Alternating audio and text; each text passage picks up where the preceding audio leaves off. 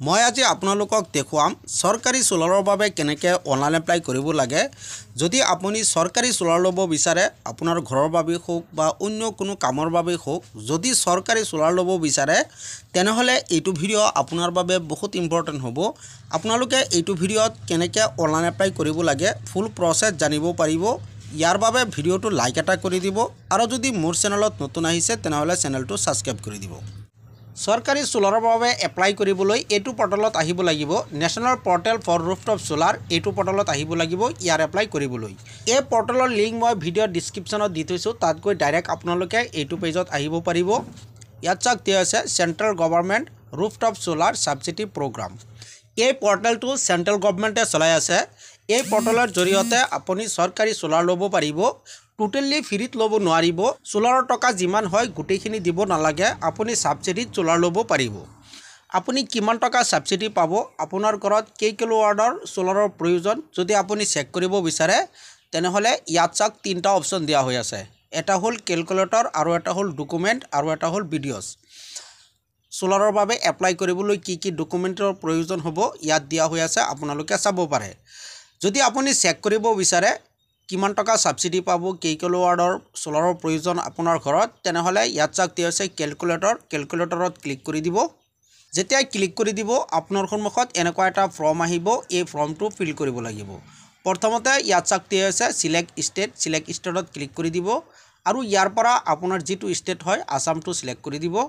তাৰপিছত select category of consumer ইয়াত click কৰি দিব আৰু ইয়াৰ পৰা আপোনাৰ কনজিউমাৰৰ কেটেগৰীটো সিলেক্ট কৰি দিব। যিটো হয় সেইটো আপুনি সিলেক্ট কৰি দিব, কমাৰ্চিয়েল নে ৰেচিডেণ্ট আপোনাৰ যিটো হয় সেইটো আপুনি ইয়াৰ পৰা সিলেক্ট কৰি দিব। তাৰপিছত ইউৰ এভাৰেজ মান্থলি বিল, আপোনাৰ মাহত কাৰেণ্টৰ বিল কিমান টকা আহে সেই টকাৰ পৰিমাণটো ইয়াত বহুৱাই দিব। ধৰি লওক মই ইয়াত 500 টকা বহাই দিছোঁ। তাত অলপ তলফালে আহিব, ইয়াত চাওক দিয়া হৈ আছে কেলকুলেট। কেলকুলেটত ক্লিক কৰি দিব। যেতিয়াই ক্লিক কৰি দিব আপোনাৰ ঘৰত কিমান কিলোৱাটৰ সোলাৰৰ প্ৰয়োজন ইয়াত ওলাই পৰিব। মই যিটো কাৰেণ্টৰ বিল ইয়াত টাইপ কৰিছিলোঁ সেইমতে মোৰ 1 কিলোৱাটৰ সোলাৰ হ'লেই চলি যাব। ইয়াত চাওক 1 কিলোৱাট দেখুৱাইছে।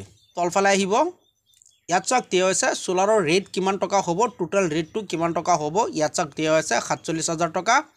তাৰপিছত তলত চাওক দিয়া হৈছে ছাবচিডি। আপোনাক 20,000 টকা চৰকাৰে ছাবচিডি দিব, বাকী টকাখিনি আপোনাৰ ভৰিব লাগিব। আপোনাৰ যিটো টকা দিব লাগিব সেইটো হ'ল 27,000 টকা। 47,000 টকাৰ সোলাৰ আপোনাৰ 20,000 টকা ছাবচিডি পাব আৰু 27,000 টকা আপোনাৰ দিব লাগিব। কেনেকৈ অনলাইন এপ্লাই কৰিব লাগে মই দেখুৱাই দিছোঁ। অনলাইন এপ্লাই কৰিবলৈ এইটো পৰ্টেলত আহিব লাগিব। এইটো পৰ্টেলৰ লিংক মই ভিডিঅ'ৰ ডিছক্ৰিপশ্যনত দি থৈছোঁ, তাত গৈ ডাইৰেক্ট আপোনালোকে এইটো পেজত আহিব পাৰিব। বা গুগল ব্ৰাউজাৰ অপেন কৰিব আৰু সোলাৰ ৰুফটপ লিখি চাৰ্চ কৰি দিব। এনেকৈ মই যেনেকৈ লিখিছোঁ এনেকৈ লিখি চাৰ্চ কৰি দিব। তাৰপিছত ওপৰত যিটো লিংক দিয়া হৈ আছে national portal for rooftop solar, আপোনালোকে এইটো লিংকৰ ওপৰত ক্লিক কৰি দিব। যেতিয়াই ক্লিক কৰি দিব আপোনাৰ সন্মুখত এনেকুৱা পেজটো আহি যাব। এপ্লাই কৰিবলৈ ইয়াত চাওক দিয়া হৈছে এপ্লাই ফৰ ৰুফটপ সোলাৰ। আপোনালোকে এপ্লাইৰ ওপৰত ক্লিক কৰি দিব। তাৰপিছত আপোনাৰ সন্মুখত এনেকুৱা দুটা অপশ্যন আহিব। এটা হ'ল ৰেজিষ্টাৰ হাৰ আৰু এটা হ'ল লগইন হাৰ। যদি আপুনি ফাৰ্ষ্ট টাইম এপ্লাই কৰি আছে তেনেহলে প্ৰথমতে আপোনাৰ ৰেজিষ্ট্ৰেশ্যন কৰিব লাগিব, তাৰপিছত লগইন কৰিব লাগিব। ৰেজিষ্ট্ৰেশ্যন কৰাৰ বাবে ৰেজিষ্টাৰত ক্লিক কৰি দিব। যেতিয়াই ক্লিক কৰি দিব আপোনাৰ সন্মুখত ৰেজিষ্ট্ৰেশ্যন কৰাৰ বাবে এনেকুৱা এটা ফৰ্ম আহি যাব। প্ৰথমতে ইয়াত চাওক দিয়া আছে সিলেক্ট ষ্টেট। সিলেক্ট ষ্টেটত ক্লিক কৰি ইয়াৰ পৰা আপোনাৰ যিটো ষ্টেট হয় ষ্টেটটো সিলেক্ট কৰি দিব। তাৰপিছত ডিষ্ট্ৰিক্ট, ইয়াৰ পৰা ডিষ্ট্ৰিক্টটো সিলেক্ট কৰি দিব। তাৰপিছত সিলেক্ট ডিস্ট্ৰিবিউশ্যন ইলেক্ট্ৰিচিটি, আপোনাৰ যিটো ইলেক্ট্ৰিচিটি ডিস্ট্ৰিবিউশ্যন হয় সেইটো ইয়াৰ পৰা সিলেক্ট কৰি দিব। তাৰপিছত কনজিউমাৰ একাউণ্ট নম্বৰ, আপোনাৰ ঘৰৰ মিটাৰৰ যিটো কনজিউমাৰ একাউণ্ট নম্বৰ সেই একাউণ্ট নম্বৰটো ইয়াত বহুৱাই দিব।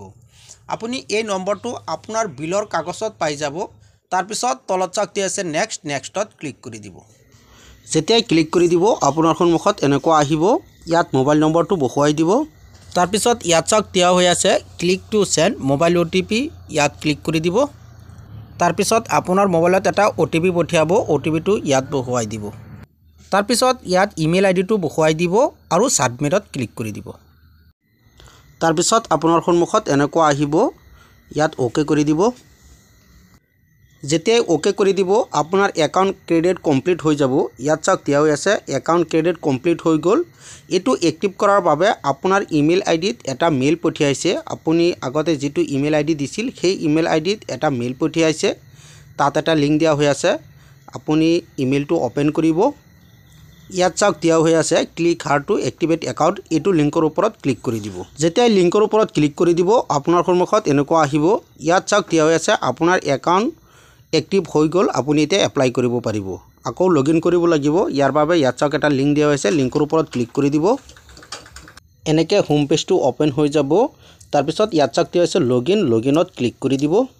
তাৰপিছত লগইন হোৱাৰ বাবে আপোনাৰ সন্মুখত এনেকুৱা পেজ আহি যাব। ওপৰত চাওক দিয়া হৈছে কনজিউমাৰ নম্বৰ। ইয়াত কনজিউমাৰ নম্বৰটো বহুৱাই দিব। তাৰপিছত ইয়াত মোবাইল নম্বৰটো বহুৱাই দিব আৰু লগইনত ক্লিক কৰি দিব। আপোনাৰ মোবাইল নম্বৰত এটা OTP পঠিয়াব। OTPটো ইয়াত বহুৱাই দিব। তাৰপিছত আকৌ লগইনত ক্লিক কৰি দিব। তাৰপিছত আপোনাৰ সন্মুখত এনেকৈ লগইন হৈ যাব।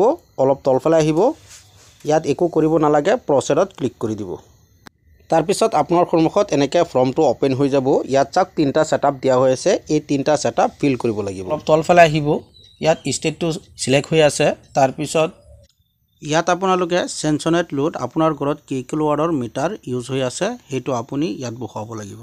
তাৰপিছত টাইপ অফ কালেকশ্যন ইয়াত ক্লিক কৰি দিব। আপোনাৰ যিটো হয় সেইটো আপুনি চিলেক্ট কৰি দিব। যদি ছিংগল হয় ছিংগল দিব। তাৰপিছত অলপ তলফালে আহিব। আপোনাৰ কেই কিলোৱাটৰ সোলাৰৰ প্ৰয়োজন সেইটো আপুনি ইয়াত বহুৱাই দিব। তাৰপিছত প্ৰপ'জেড অফ সোলাৰ কানেকশ্যন এইটো আপুনি ইয়াত ক্লিক কৰি দিব আৰু ইয়াৰ পৰা এইটো চিলেক্ট কৰি দিব। তাৰপিছত এপ্লিকেণ্টৰ ফুল নামটো ইয়াত বহুৱাই দিব আৰু ইয়াৰ পৰা কেটেগৰীটো চিলেক্ট কৰি দিব। ইয়াত ক্লিক কৰি দিব। যিটো কেটেগৰী হয় সেইটো চিলেক্ট কৰি দিব। তাৰপিছত ইয়াত ফুল এড্ৰেছটো বহুৱাই দিব আৰু ইয়াত পিনক'ডটো বহুৱাই দিব। তাৰপিছত ইয়াত লেটিটিউড লংগিটিউডটো বহুৱাব লাগিব। এইটো আপুনি গুগলত চাৰ্চ কৰিলে পাই যাব। আপুনি গুগলত লেটিটিউড লংগিটিউড লিখি চাৰ্চ কৰি দিব। এনেকুৱা আহি যাব। ওপৰত যিটো লিংক দিয়া হৈ আছে এইটো লিংকৰ ওপৰত ক্লিক কৰি দিব। তাৰপিছত এনেকুৱা আহি যাব। ইয়াত আপোনাৰ ব্লেজটো বহুৱাই দিব। এনেকৈ আপোনাৰ সন্মুখত নম্বৰকেইটা আহি যাব। এইকেইটা নম্বৰ তাত বহুৱাই দিব। তাৰপিছত তলত চাওক ছেভ এণ্ড নেক্সটত ক্লিক কৰি দিব। যেতিয়াই ক্লিক কৰি দিব ছেভ হৈ যাব। আপোনাৰ এটা ছেটআপ কমপ্লিট হৈ যাব। এতিয়া দ্বিতীয় ছেটআপত আহি গৈছে। ইয়াত আপোনাৰ ডকুমেণ্ট আপলোড কৰিব লাগিব। প্ৰথমতে আপোনাৰ লাষ্ট 6 মাহৰ এটা ইলেক্ট্ৰিচিটি বিল আপলোড কৰিব লাগিব। যিটো বিল আপুনি পে'মেণ্ট কৰিছে সেইটো আপলোড কৰিব লাগিব। ইয়াৰ বাবে চুইচ ফাইলত ক্লিক কৰি আপলোড কৰি দিব। তাৰপিছত আপলোডত ক্লিক কৰি দিব। এনেকৈ আপলোড হৈ যাব। অ'কে কৰি দিব। তাৰপিছত তলৰ দুটা ডকুমেণ্ট যদি আপুনি আপলোড কৰিব বিচাৰে তেনেহ'লে কৰিব পাৰে। তাৰপিছত তলত চাওক দিয়া আছে ফাইনেল ছাবমিটত ক্লিক কৰি দিব। তাৰপিছত অ'কে কৰি দিব। যেতিয়া অ'কেত ক্লিক কৰি দিব আপোনাৰ এপ্লিকেশ্যন কমপ্লিট হৈ যাব। চাওক 3টা ছেটআপ কমপ্লিট হৈ গ'ল। আপুনি যিকেইটা ফিল কৰিছিল সকলোকেইটা এনেকৈ শ্ব' কৰিব। যদি আপুনি ষ্টেটাছ চেক কৰিব বিচাৰে ছাইডত চাওক ষ্টেটাছ ওলাই আহিছে। আপুনি এতিয়া এপ্লিকেশ্যন কৰিছে। তাৰপিছত এটা ছেটআপ পাৰ হৈ যাব। তাৰপিছত তলত চাওক দিয়া হৈ আছে ছাবচিডিৰ বাবে আপোনাৰ আকৌ এপ্লিকেশ্যন কৰিব লাগিব। এনেকৈ আপুনি ইয়াৰ এপ্লিকেশ্যন কমপ্লিট কৰিব পাৰে। যদি ভিডিঅ'টো ভাল লাগে লাইক কৰি দিব আৰু যদি কিবা জানিব লগা থাকে তেনেহ'লে কমেণ্ট কৰিব পাৰে।